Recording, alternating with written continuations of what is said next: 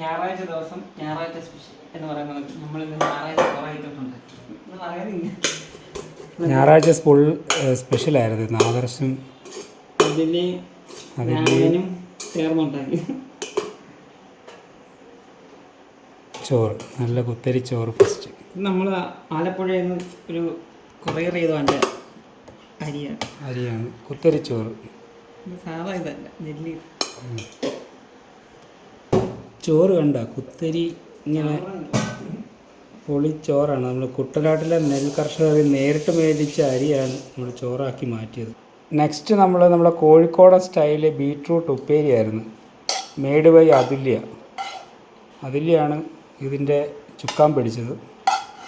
അരിഞ്ഞതും അടുപ്പിലാക്കിയതും ഉപ്പിലിട്ടതും മുളകിട്ടതും എല്ലാം അതുല്യ തന്നെ. കാണാനൊക്കെ നല്ല രസമുണ്ട്, ചുമചുമാന്നിരിക്കുന്നു.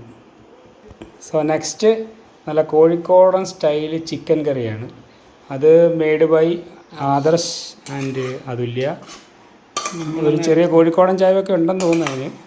അപ്പം എനിക്കതില്ലാത്തതുകൊണ്ട് എനിക്ക് വേറെ സ്പെഷ്യലുണ്ട്, അത് ആദർശ് ചിക്കൻ എടുക്കുകയാണ്. നല്ല മണമൊക്കെ വരുന്നുണ്ട്, നല്ല മസാലയുടെ മണമൊക്കെ വരുന്നുണ്ട്. സോ ആദർശം അതിലേക്കും അത് എടുക്കുന്നു.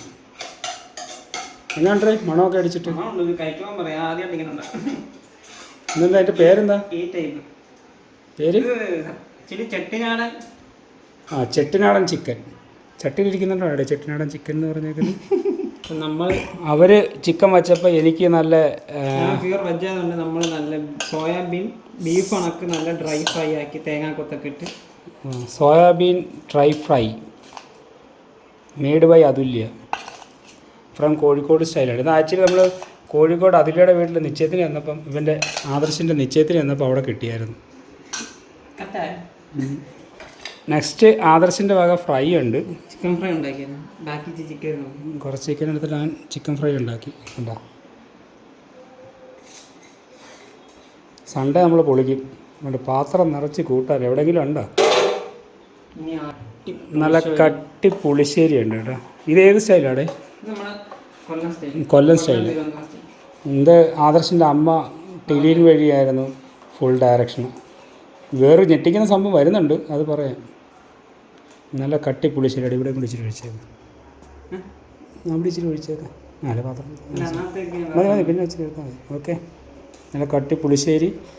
എനിക്ക് പുളിശ്ശേരി, സോയാബീൻ, ബീട്രൂട്ട് തോരൻ, ഇനി ഒരു സാധനം ഉണ്ട് അവർക്ക് ചിക്കൻ കറി.